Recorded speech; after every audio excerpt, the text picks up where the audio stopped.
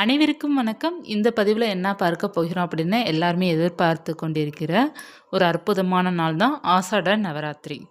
இந்த 9 நாட்களும் நம் என்ன செய்ய வேண்டும், என்ன செய்யக்கூடாது, வராகினிய வழிபாடு செய்பவர்கள் எப்படி வழிபாடு செய்ய வேண்டும், இதுவரை வராகினியை நான் வழிபாடு செய்ததே இல்லை அப்படின்னா அவர்கள் எப்படி வழிபாடு செய்யலாம் அப்படிங்கிறதுக்கான முழு பதிவாக இந்த பதிவில் நம்ம பார்க்கலாம். ஆஷாட நவராத்திரி என்றைக்கு வருகின்றது அப்படின்னா 26ஆம் தேதி ஜூன் மாதம் 26/6/2025 ஜூலை மாதம் 4ஆம் தேதி வரை இருக்கின்றது. 4/7/2025 நவராத்திரிக்கு மொத்தம் 9 நாள் கொண்டாடுவாங்க. அதில் நம்ம எப்போது பூஜை பண்ணணும் அப்படின்னா, நீங்கள் காலை நேரமும் வழிபாடு செய்யலாம், மாலை நேரம் வழிபாடு செய்யலாம். நவராத்திரினாலே மாலை நேரம் வழிபாடு செய்வது ரொம்ப சிறப்பாக இருக்கும். இந்த ஆனி மாதத்தில் வருகின்ற ஆஷாட நவராத்திரி ரொம்ப ரொம்ப விசேஷமான ஒரு நவராத்திரியாக இருக்கும். ஒரு செல்வ செழிப்போடு வாழணும் அப்படின்னா ஆஷாட நவராத்திரி பூஜை செஞ்சோம் அப்படின்னா நம்மளுடைய இல்லத்தில் எப்போதுமே செல்வ செழிப்பு நிறைவாக இருக்கும். இப்போ ஆஷாட நவராத்திரி பூஜை நான் செய்து எனக்கு பழக்கம் இல்லை அப்படி இருப்பவர்கள் பக்கத்தில் கோவில் ஆஷாட நவராத்திரி பூஜை கொண்டாடுறாங்க அப்படின்னா அதில் நீங்கள் கலந்து கொள்ளலாம். அல்லது நீங்கள் வீட்டிலே தினமும் வராகியம்மனுடைய நாமங்களை சொல்லி விளக்கேற்றி வைத்து வழிபாடு செய்தாலே போதும், வராகியனுடைய அருள் பரிபூர்ணமாக இருக்கும். இப்போ இந்த 9 நாள் எப்படி கொண்டாடணும் அப்படின்னா, ஒவ்வொரு நாளும் ஒவ்வொரு தானியங்கள் வைத்து நம்ம வழிபாடு செய்யலாம். இப்போ வராகியம்மனுக்கு பொறுத்தவரை பார்த்திங்கன்னா, கோலம் நம்ம போடுறதுலே தானியம் வைத்து தான் கோலம் போடுவாங்க. வராகி அன்னைக்கு நவதானிய கோலங்கள் தான் அன்னைக்கு போட்டு, நீங்கள் கலசம் வைத்து வழிபாடு செய்ய போகிறீங்க அப்படின்னா கலசம் வைத்து அலங்காரம் செய்துட்டு, பூக்களால் நல்லா அலங்காரம் செய்துட்டு நீங்கள் விளக்கேற்றி வைத்து வழிபாடு செய்யலாம். இல்லைனா கலசம் வைக்கலாம் அப்படி இருப்பவர்கள் படம் இருக்குது அப்படின்னா படம் வைத்து வழிபாடு செய்யலாம். சிலை இருக்குன்னு சிலை வைத்து வழிபாடு செய்யலாம். இப்போ நான் கலசமும் வைக்கல, படமும் என்னட்ட இல்லை, சிலையும் இல்லை அப்படின்னா ஒரே ஒரு அகல் விளக்கு, அகண்ட தீபம் ஏற்றும் பார்த்தீங்களா, அதே போல் ஒரு பெரிய அகல் விளக்கு ஒன்று ஏற்றி வைத்து அதில் நீங்கள் வராகினை எழுந்தருள் செய்து நீங்கள் 9 நாட்களும் இந்த தீபத்தை ஏற்றி வைத்து நீங்கள் வழிபாடு செய்யலாம். இப்போ நீங்கள் படமும் சிலையோ இல்லாதவர்கள் கூட விளக்கு மட்டும் ஏற்றி வைத்து 9 நாட்களும் நீங்கள் தாராளமாக வராகினை வழிபாடு செய்யலாம். காலை மாலை 2 வேளையும் நீங்கள் ஒரு டம்ளர் பால் நெய்வேத்தியம் கூட வைத்து வழிபாடு செய்யலாம். நெய்வேத்தியம் ஒவ்வொரு தானியம் வைக்கலாம். நம்ம ஒரு நாள் தேங்காய் சாதம், இந்த மாதிரி சாதங்கள், பழங்கள், பிறகு கிழங்கு வகைகள், வராகி அன்னைக்கு என்னென்ன பிடிக்குமோ அதை ஒவ்வொரு நாளும் ஒவ்வொன்று நம்ம செய்யலாம், செய்து வைக்கலாம். பொங்கல், சர்க்கரை பொங்கல் வைத்து வைக்கலாம், பால் பாயசம், இந்த மாதிரி செய்து நம்ம ஒவ்வொரு நாளும் ஒவ்வொரு நெய்வேத்தியம் நம்ம செய்து வைக்கலாம். இப்போது பார்த்திங்கன்னா, ஆஷாட நவராத்திரி 9 நாள் எங்களால் கொண்டாட முடியாது, வழிபாடு செய்ய முடியாது, என்ன பண்ணலாம் அப்படின்னு நீங்கள் கேட்குறீங்க அப்படின்னா, பஞ்சமி நமக்கு வரும். அந்த ஆஷாட நவராத்திரியில் பஞ்சமி திதி வரும். அந்த திதி கணக்கு பண்ணி நீங்கள் அந்த ஒரு நாள் வராகி அன்னையை வழிபாடு செய்தாலே போதும். இந்த ஆஷாட நவராத்திரி பூஜை செய்த பலன் உங்களுக்கு நிச்சயமாக 100% உங்களுக்கு கிடைக்கும்.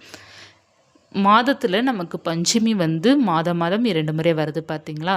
அதில் மிக மிக மிக முக்கியமான பஞ்சமி இந்த ஆஷாட நவராத்திரியில் வருகின்ற இந்த பஞ்சமி அவ்வளோ விசேஷமான பஞ்சமி. இதுவரை நான் பஞ்சமி பூஜையே செய்ததில்லை அப்படியே இருக்கிறவங்க கூட இந்த நாளன்று நீங்கள் பஞ்சமி பூஜையை செய்யலாம். இப்போ 9 நாட்களும் நீங்கள் நவராத்திரி வழிபாடு செய்யலாம். இல்லை அப்படி இருப்பவர்கள் பஞ்சமி தினம் நடுவில் வரும், அந்த தினத்தன்று நீங்கள் வழிபாடு செய்து கொள்ளலாம்.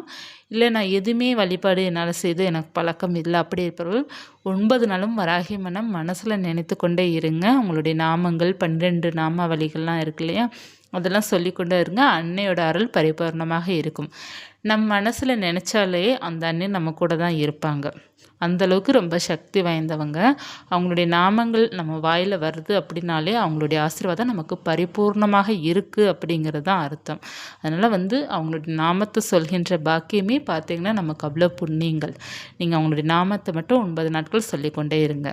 சரி, இப்போ நீங்கள் பூஜை பண்ணணும்னு நினைக்கிறீங்க, 9 நாட்கள் என்ன செய்ய வேண்டும், என்ன செய்யக்கூடாது அப்படின்னா, 9 நாளும் பார்த்தீங்கன்னா காலை மாலை 2 வேளையும் விளக்கேற்றி வைத்திடுங்க வீட்டில், ரொம்ப நல்லது.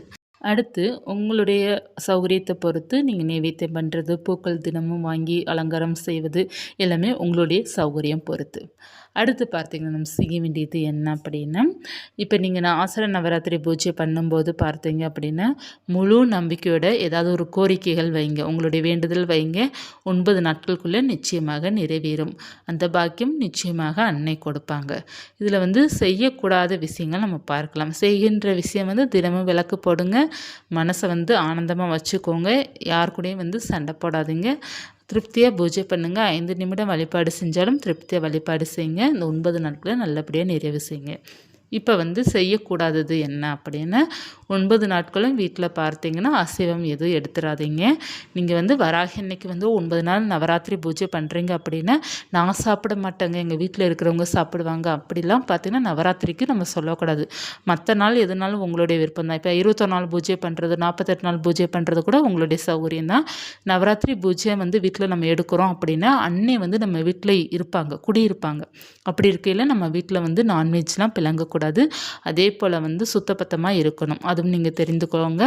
ஏன்னா வந்து கலசம் வைக்கிறீங்கன்னா அது ரொம்ப முக்கியம். சுத்தபத்தமாக இருக்கணும். வீட்டில் வந்து நம்ம எதுவும் பிளங்கிடக்கூடாது. சுவாமி நம்ம வீட்டில் இருப்பாங்க. நவராத்திரி பூஜை நீங்கள் பண்ணுறீங்கன்னா சுவாமி எழுந்தருளை பண்ணி தான் நம்ம வழிபாடு செய்வோம். அன்னையே வந்து நம்ம வீட்டில் இருப்பாங்க. நம்ம அவங்கள வந்து 9 நாட்களும் அவங்க நம்ம வீட்டில் இருக்கும்போது நான்வெஜ்ஜும் பிளங்கக்கூடாது. நம்ம வந்து ஒரு தாம்பத்திய அந்த உறவுலேயும் வந்து இருக்கக்கூடாது. கணவன் மனைவிங்க சுத்தபத்தமாக இருக்கணும். அடுத்து பார்த்தீங்கன்னா நீங்கள் கலசம் வைத்தாலும் சரி வைக்காட்டாலும் சரி இந்த மாதிரி இருக்கிறது நல்லதானே. 9 நாட்கள் அது கலசம் வைக்கிறீங்க அப்படின்னா ரொம்ப நீங்கள் வந்து பாதுகாப்பாக இருக்கணும். இப்போ கலசம் வைத்து வழிபாடு செய்கிறீங்க அப்படின்னு வச்சுக்கோங்கமே, நீங்கள் வந்து ரொம்ப கோபப்படக்கூடாது, டென்ஷன் ஆகக்கூடாது. அன்னை இருக்கிறாங்க நம்ம வீட்டில் தகாத வார்த்தைகள்லாம் பேசக்கூடாது. சற்று அமைதியாக இருப்பது ரொம்ப நல்லது. இது கலசம் வைத்திருப்பவர்கள் இது கட்டாயமாக கடைபிடிக்க வேண்டும். இல்லை நான் நார்மலாக அகல் விளக்கு தான் நான் ஏற்றுறேன் அப்படி இருக்குது அப்படின்னா அது உங்களுடைய விருப்பம் தான். இந்த மாதிரி ஃபாலோ பண்ணுவது ரொம்ப ரொம்ப நல்லது. நம்ம அந்த 9 நாட்களும் நான்வெஜ் பழங்காமல் இருக்கிற சுத்தபத்தமாக இருக்கிறது ரொம்ப ரொம்ப நல்லது. இது வந்து உங்களுடைய சௌகரியத்தை பொறுத்து தான் இருக்கின்றது. ஏன்னா கலசங்கிறது அன்னை நம்ம வந்து எழுந்தருள செஞ்சுருவோம். நம்ம வீட்டில் அன்னை அதில் வந்து குடிகொண்டு இருப்பாங்க. இப்போ வந்து நீங்கள் படம் வைத்து சிலை வைத்து வழிபாடு செஞ்சாலும் அந்த நவராத்திரியாக நீங்கள் சிறப்பாக கொண்டாடும் போதும் இதைத்தான் நம்ம ஃபாலோ பண்ணணும். இல்லை நார்மலாக அகல் விளக்கு தான் வச்சுருக்கேன் அப்படி இருப்பவர்கள் வந்து அதுலேயே அன்னையை நம்ம எழுந்தருளை செய்து தான் வழிபாடு செய்கிறோம். இது உங்களுடைய சௌகரியம். இந்த மாதிரி நம்ம ஃபாலோ பண்ணுறது ரொம்ப ரொம்ப நல்லது. நவராத்திரிங்கிறப்போ ரொம்ப நல்லது. 9 நாளும் நம்ம கொஞ்சம் சுவாமிக்காக அந்த நாட்களை ஒதுக்கி நம்ம சுவாமிக்காக வழிபாடு செய்வது ரொம்ப விசேஷமாக இருக்கும். முடியாதவர்கள் மட்டும் இந்த பஞ்சமி தினம் ஒரு நாள் வரும் பார்த்திங்களா, அந்த தினத்தை மட்டும் நீங்கள் வழிபாடு செய்துக்கோங்க போதும்.